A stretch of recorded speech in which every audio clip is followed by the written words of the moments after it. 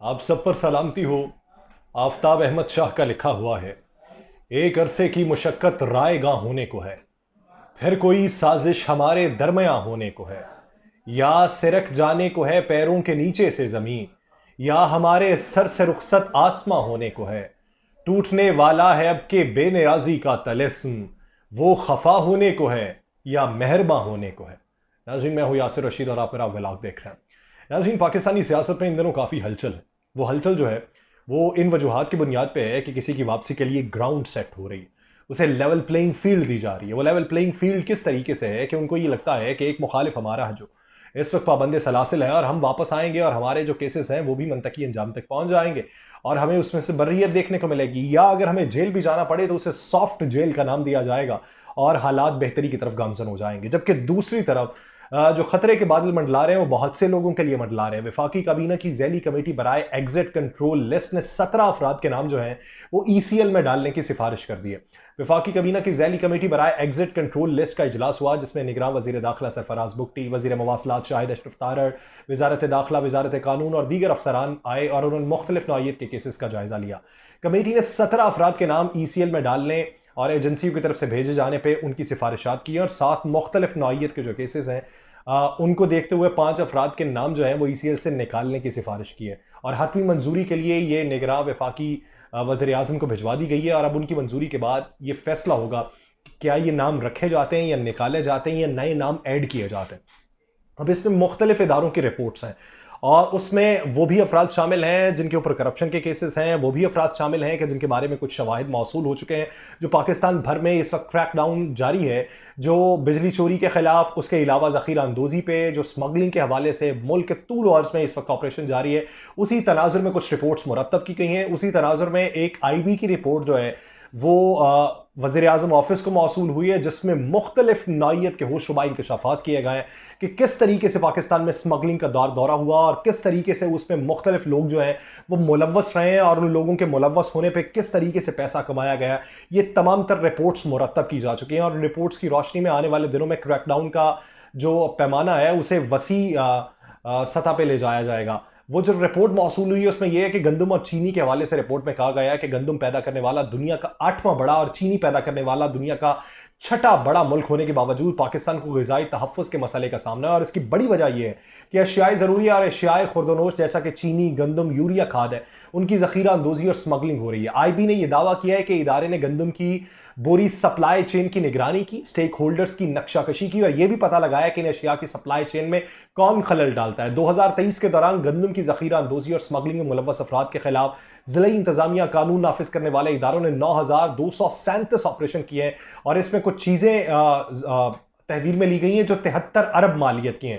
Mafias की जानिब से चीनी की अफगानिस्तान स्मगलिंग और उसकी जखीरा अंदोजी के लिए इंटेलिजेंस ब्यूरो रिपोर्ट में कहा गया है कि 2023 के दौरान 476 ऑपरेशन किए गए और 93,128 मेट्रिक टन जो चीजें हैं वो बरामद की गई, जिनकी मालियत 13 अरब बताई जाती है। 2023 के दौरान जखीरा अंदोजी के खिलाफ मुल्क भर में ऑपरेशन किया गया, 312 मजमूई तौर पे ऑपरेशन हुए, 47,222 मेट्रिक टन जो खाद है वो तहवील में ली गई है, 132 स्मगलर्स की निशानदही हुई है। और ये जो ऑपरेशन है इसको वसी पैमाने पर ले जाने की अभी बातें हो रही हैं। मुख्तलिफ नौइयत की जो खबरें मंजर आम पे आ रही हैं, उन्हीं खबरों को मद्देनजर रखते हुए सियासत के ऊपर बात करते हुए आपको बहुत कम लोग दिखाई देंगे। जो बात लोग कर रहे हैं वो इस क्रैकडाउन के ऊपर कर रहे हैं। माजी के अंदर जनरल कमर जावेद बाजवा साहब ने भी ऐसी बहुत से ऑपरेशन के आगाज करने के दावे किए थे। राहील शरीफ साहब के दौर में भी बहुत से ऑपरेशन का आगाज हुआ, लेकिन वो वक्ती तौर पे थे। कुछ दिन ऑपरेशन हुए, बाद में मान पड़ गए, फिर उनकी गूंज भी सुनाई ना दी और फिर बहुत से लोग ऐसे थे जो उन्हीं ऑपरेशन में जिनकी रिपोर्ट्स मुरतब की गई थी और वही बाद में लोग बरसरे इक्तदार भी आए। लेकिन मौजूदा सूरत हाल के तनाजुर में ये जो ऑपरेशन किए जा रहे हैं, इन ऑपरेशन को मंतकी अंजाम तक पहुंचाने के लिए जो बाजपुरस हमें होती दिखाई दे रही है, उसी बाजपुरस में बहुत से लोग इस शिकंजे में आते हुए दिखाई दे रहे हैं। जो पिछले कुछ अरसे के अंदर जिनका काफी असर रसूख भी दिखाई देता था, वो भी लोग इसमें घेरे में आ जाएंगे और वो लोग जो माजी करीब के अंदर अपनी सियासत में अमल दखल की वजह से बच जाते थे, अब उन लोगों के गिर्द भी घेरा तंग होता दिखाई दे रहा है।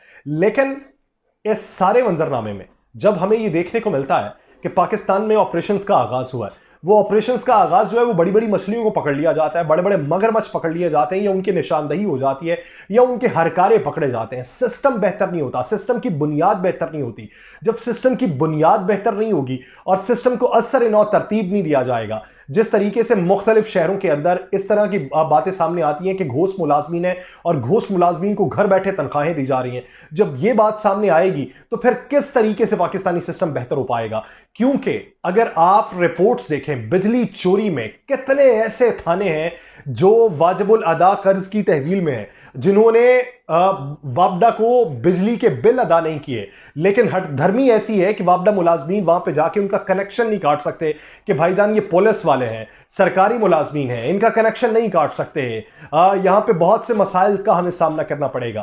جب آپ ایسے مگرمچھوں کے خلاف اقدامات نہیں اٹھا سکتے, جب آپ ایس ایچ او کو یہ نہیں بتا سکتے کہ بھائی جان اگر تم نے بجلی حاصل کی ہے, اگر اس کی واجب الادا تم نے نہیں ادا کیے تو تمہاری پکڑ ہوگی, تم سے پوچھا جائے گا, تم تھانہ چلا رہے تھے, ڈی ایس پی سے پوچھا جائے گا, علاقے کے سرکل آفیسر سے پوچھا جائے گا کہ بھائی جان آپ کون سی مخلوق ہیں, سرکاری ادارہ چلا رہے ہیں تو سرکار کے ذمے جو پیسے بنتے ہیں وہ دوسرے سرکاری ادارے کو دیں. پاکستان کے اندر جس حد تک مفلوق الحالی پیدا ہو چکی ہے, جس حد تک آپ نے اداروں کو کھوکھلا کر دیا ہے, یہ اداروں کے میکنزم بھی بہتر کریں. یہ مس کمیونیکیشن جو ہوتی ہے, یہ جو کمیونیکیشن گیپ ہوتا ہے, اسی وجہ سے ہم اس پستی کی طرف گامزن ہوتے ہیں. بصورت دیگر دنیا کے کسی بھی ملک میں آپ ترقی یافتہ ملک میں چلے جائیں, ترقی پذیر ممالک کی آپ دیکھ لیں, وہاں پہ ایک ادارہ کسی دوسرے ادارے کے اوپر غالب نہیں آتا. ہر ادارہ جو ہے وہ اگر کسی دوسرے ادارے کی خدمات حاصل کر رہا ہے تو اس کے جتنے پیسے بنتے ہیں وہ اس کو ادا کرتا ہے. وہاں پہ کسی کا نیکسس نہیں چلتا. پاکستان کے اندر نیکسس چلتے ہیں. اس کارٹلائزیشن کو توڑنے کی ضرورت ہے, نیکسس کو توڑنے کی ضرورت ہے, تبھی ہم بہتری کی طرف گامزن ہو سکتے ہیں. آپ یہ دیکھیے کہ پاکستان کے اندر کتنے ممالک ایسے ہیں جن کے ماڈلز یہاں پہ اپنائے جا رہے ہیں. کوئی بھی ایک ملک ایسا نہیں ہے جس کا ماڈل یہاں پہ اپنایا جا رہا ہو. ہم کرپشن میں بھی دوسرے ممالک کو کہتے ہیں آپ ہماری تقلید کر لیں, ہم کرپشن میں بھی اپنا ہی ماڈل لے کے آگے بڑھتے ہیں. تو تیسری دنیا سے باہر نکل رہی ہے, دنیا ترقی یافتہ ممالک کے اندر خود کو شمار کر رہی ہے اور اسی کے لیے وہ تگ و دو کر رہی ہے. تو ہمیں بھی تگ و دو کرنی ہے, ہمیں بھی آگے بڑھنے کی ضرورت ہے. ہمیں بھی یہ جو آج ہمیں بتاتے ہیں کہ پاکستان پیپلز پارٹی کا جاگیردارانہ نظام ہے, سرمایہ دارانہ نظام ہے, یہ وڈیرے ہیں, یہ جو ہمارے اوپر مسلط ہیں, تو بھائی ہمیں یہ بتائیے کہ 16 ماہ کی حکومت میں انہی وڈیروں, انہی جاگیرداروں کے ساتھ آپ نے اپنا تعلق قائم کیا تھا, آپ ان کے ساتھ آگے بڑھنے والے تھے اور آپ نے ان کے ساتھ اپنی تگودو بڑھائی تھی. تو اس میں ہمارا کیا قصور بھائی؟ آپ نے ہی سارا کچھ کیا.